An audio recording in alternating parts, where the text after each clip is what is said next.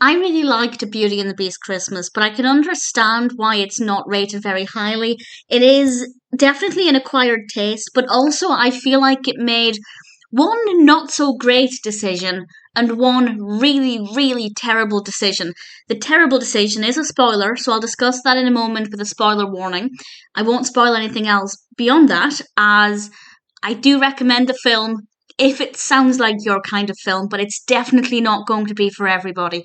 This was released in 2019. It's directed by Dylan Vox and written by Scotty Mullen. And it stars Leah Pipes as Ginger Holiday and Ryan Kelley as Beau Bradley. And honestly, Ginger is not a likable character, but I kind of enjoyed the film because it was definitely parodying influencers or kind of making fun of them for how ridiculous things can be and also just how ridiculous the industry is. Ginger has made a name for herself with millions of followers because of her Christmas content. She's the Queen of Christmas. And at the beginning of the film, she's getting on a hair treatment, a homemade hair dye, and she has a reaction to it that, in her eyes, disfigures her face. It's a tiny red mark on the side of her head. Not something I would want to happen to me. It's bad enough that I would feel uncomfortable. But she doesn't post on social media for over a month because of this. And that's the first bad decision I think they made.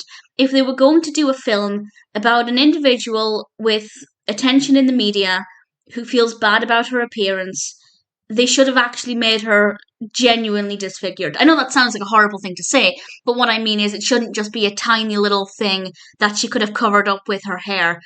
If they're going to do a film about an influencer who feels uncomfortable with the way she looks, let's make it something that she can't easily cover up. It would have been a much more moving and important film and an important narrative, but they kind of just went a little bit ridiculous. And I genuinely don't know if the film was poking fun at individuals like her, or if it was actually trying to say that if you have a mark on your face like that, then people aren't going to want to look at you, which I don't think is true in the slightest.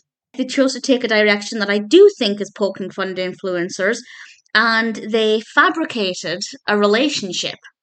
Now, in Ginger's defense, she didn't actually want this, so it's more poking fun at the lengths some publicists will go to make sure that the influencers will stay in positive limelight. And they fabricate this relationship with Beau, who is also an influencer, and it's all about them trying to keep up this pretense to the public, and it goes to pretty extreme lengths. But of course, as the film develops, they actually do grow closer as individuals, and it's unclear what their relationship is going to be like by the end of the film. That part of it I thought was interesting enough. I really liked Beau as a character. Ginger, I didn't hate her, but I don't think I ever liked her at any point. Once I got over the initial kind of shock that this was the extent of the so-called disfigurement on her face, which, as I said, she still looked beautiful. She still looked great, and I'm pretty sure most people would agree with that. Once I got over the fact that that's the worst that they were going to do, then I kind of allowed myself to enjoy the narrative, and I actually didn't mind it, and I kind of found it cheesy but fun, and quite festive as well. So I think I was in the right mood for this kind of film. If I was in a different frame of mind, or if I was in the mood for a different kind of film, I probably wouldn't have enjoyed it as much. And as I said, I can understand why it's not got the highest ratings. It's not going to be for everybody. But it's not too bad. The acting is fine. It's very festive. Once the narrative kicks in, it's pretty enjoyable. However, as I said, there was something that I thought was a really terrible decision, and I will discuss that now. So, spoiler warning, this is a spoiler for something that happens right at the end of the film, but it really frustrated me.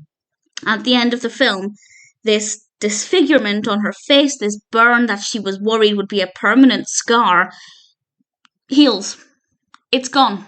And that's not really very helpful, because for a brief moment, she was able to tell people, eventually, this is who I am, this is now what I look like, deal with it. And I thought, okay, it's taken her the whole film to get to this point, but at least she's now being inspirational and saying, at the end of the day, I can't do anything about it, take me as you see me. And I thought, great, that's a decent message. Not the best delivery, but we got there. And then it healed, and that no longer mattered. And it showed that she was beautiful only because she was perfect and didn't have a scar. And it's just a disgusting message, and I really, really hated it. Why did they have to clear up the disfigurement?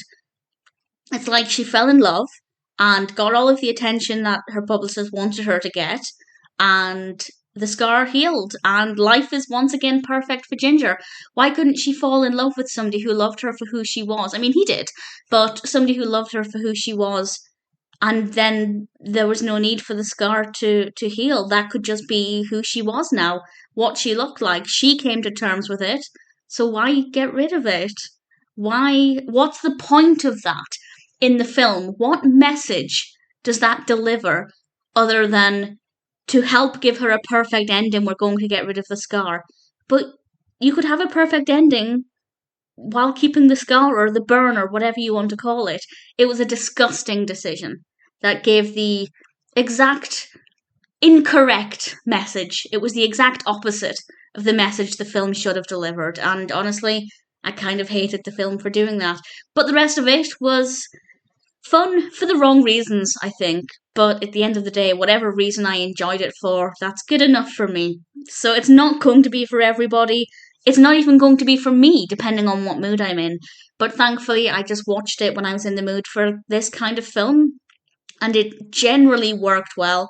Some bad decisions, but I can't deny it. A Beauty and the Beast Christmas, maybe for the wrong reasons, was an enjoyable film.